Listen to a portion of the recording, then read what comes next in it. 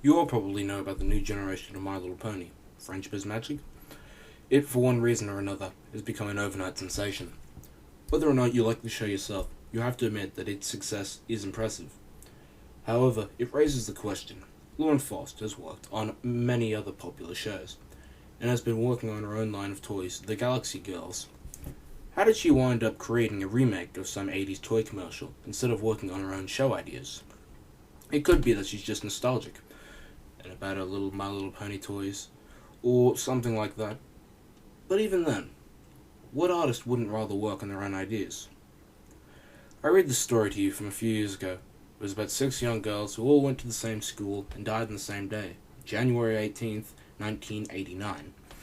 A friend of mine from NC sent me the article of a small local newspaper.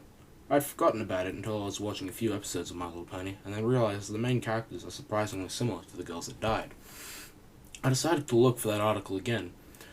Either the newspaper had gotten shut down, or I had misremembered the name. So I tried tracking down my old World of Warcraft buddy, and asked him for the article. Turned out he happened to have the whole file saved into his computer, and I was right. There's definitely a connection here. The first girl's name's Samantha Gales. She was obviously an inspiration for Fluttershy, a small, introverted girl. What her classmates didn't know is that she was constantly abused at home by her mother and her stepfather. Her mother conceived her at age 15, and she blamed poor Samantha for ruining her life. This made Samantha self-conscious. When her stepfather moved in, this made the neglect worsen. Her stepfather never really liked taking care of Samantha, and when her mother was away, he would lock her in the basement and leave her there, sometimes for a whole day. Her mother tolerated this, and as she grew, would hit Samantha for talking out of turn. When her half-sister was born, the abuse became considerably worse. She would be starved, forced to sleep outside, and sometimes beaten outright because she dressed in shabby clothes and had low self-esteem. She was often picked on by other kids at her school. Her only friends were really animals that she would rescue, which her family made her get rid of. She committed suicide by overdose on Valium. The second named Janice Walters. She was a popular girl. She was rich, smart, beautiful, and seemed to live a charmed life. However, her parents argued constantly, and were really only together for appearances. She was held up to a high standard, which made her a perfectionist. She wanted to be a designer and to live in Paris, but her parents wanted her to remain in Carolina and marry a proper man, one of those good breeding and high income. For the most part, her parents ignored her. Her parents' only concern was appearing rich and at the high social of standings. But really, her mother only married her father because of money, and since he had accumulated so much debt, they were losing money fast. This is what got her interested into fashion initially, since she started making her own fashionable clothes to maintain an appearance of wealth. She died in a car crash when her mother and father got into another argument over money while driving. Her neck was snapped on impact, and she died instantly. She was clearly an inspiration for Rarity. Then there was Alexandra Matthews. Alex was a competitive girl. She always sought to be the best at the best, especially at sports, track in particular. Her father always wanted a boy, and since her mother was declared incapable of having another child, he decided to raise her as if she was his own son. In the end, though, she loved her mother and her father, and was more than happy to play sports with her father. She excelled at them, even.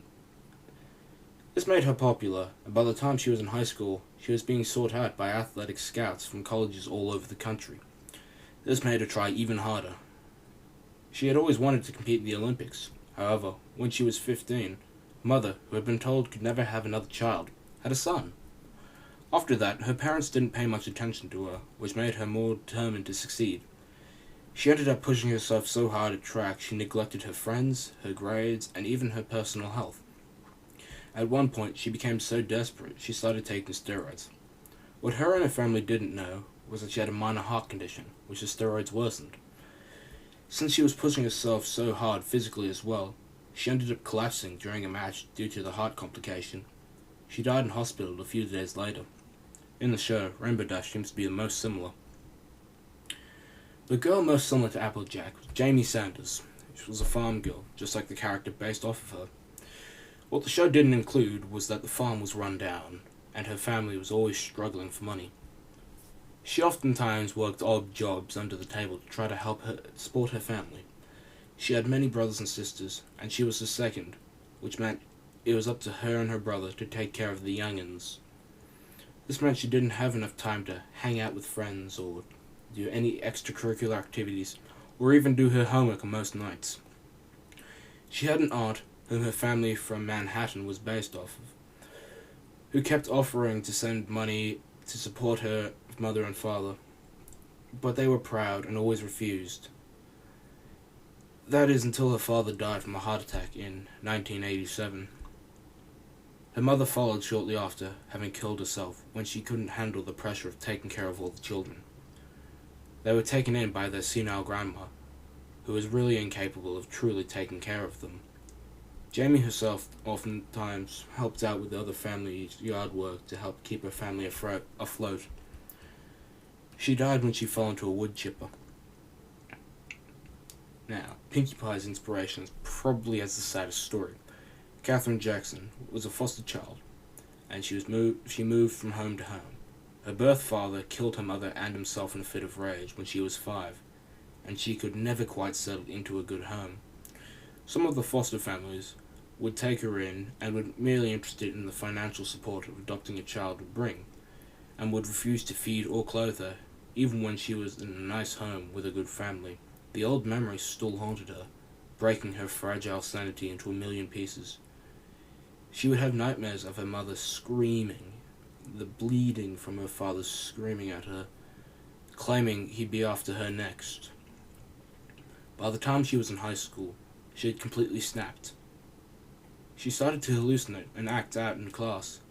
Many of the other kids, and even teachers, assumed she was merely hyperactive and was trying to be funny. She would oftentimes paint and draw and write about fantastical things. She dressed in over-the-top clothing. All the while, her condition was getting worse and worse. The voices and images became more realistic and more demanding.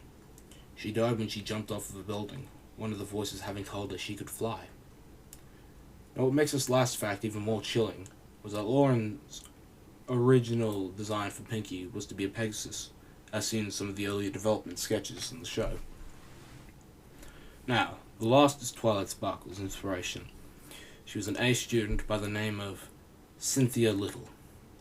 She was held up to a high standard from a young age. Her older brother was always getting awarded for academic and athletic achievements, and she was held up to the same high standard. She ended up neglecting other facts of her life in order to make sure she got the best grades.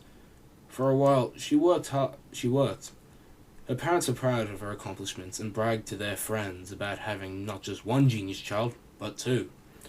That is until a local private academy for the gifted started to become interested in her, among several other advanced students.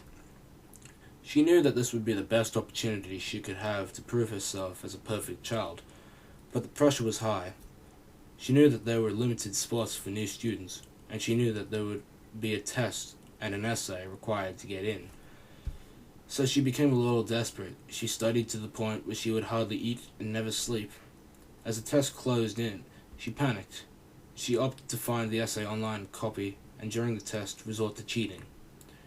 When she was caught, her parents were horrified. She sank into a deep depression, and eventually hung herself to save herself the shame of being an imperfect daughter.